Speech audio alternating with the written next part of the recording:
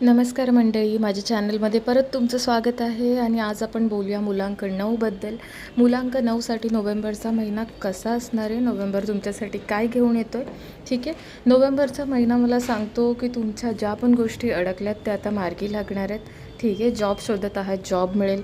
स्टडीमध्ये तुम्ही आहात, स्टुडंट आहात, तर ठीक आहे, हळूहळू चेंजेस होत आहेत, पॉझिटिव्ह चेंजेस होणार आहेत.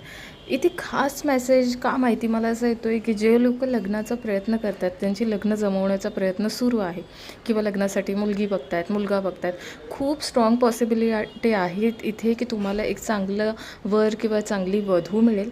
ठीक आहे, जे पण लव्ह रिलेशनशिप्समध्ये आहेत, कमिटमेंट देण्याच्या दिशेने मला जाताना दिसतात. ओव्हरऑल नोव्हेंबरचा महिना खूपच असा होमली आणि खूप छान जाणार आहे.